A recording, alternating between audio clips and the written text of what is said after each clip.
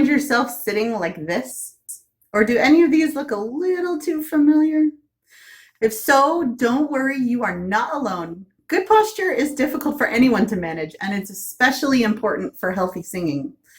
Hi, I'm Sarah Kramer, and I'm the music director at the Wayne Theater and a private vocal coach. Today, I'm going to pass along some tips for developing and maintaining good singer's posture.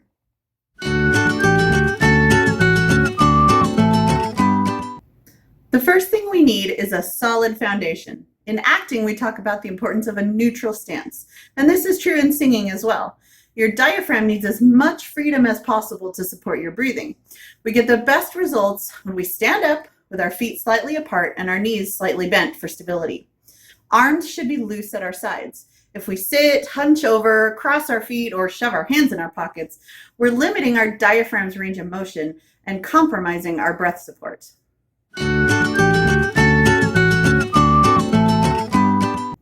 Once we've got a solid foundation, our next focus is having an unobstructed column of air. I like to think of our air column as a garden hose that runs up our spine and out through our mouth. If you have a smoothly stretched out garden hose, the water flows at full capacity. But if you kink your garden hose, the water flow is severely limited. The same is true of our air column.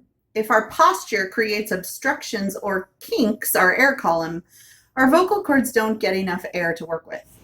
One of the tricks I use to practice a straight air column is to stand on the corner of a door jamb. Align your body with the edge of the door jamb, starting at the feet, all the way up the spine.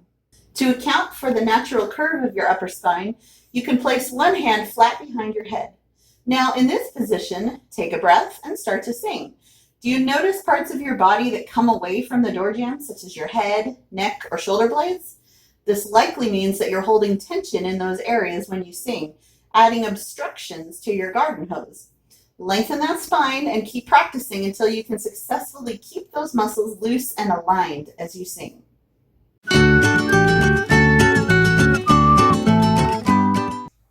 One more way our garden hose can get kinked is with facial muscles.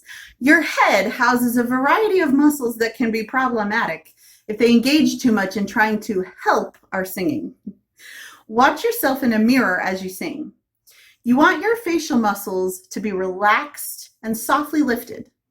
If you notice tension or pressure in your jaw, tongue, or even eyebrows, those muscle groups are likely trying to grab on and get in the way of your smooth garden hose.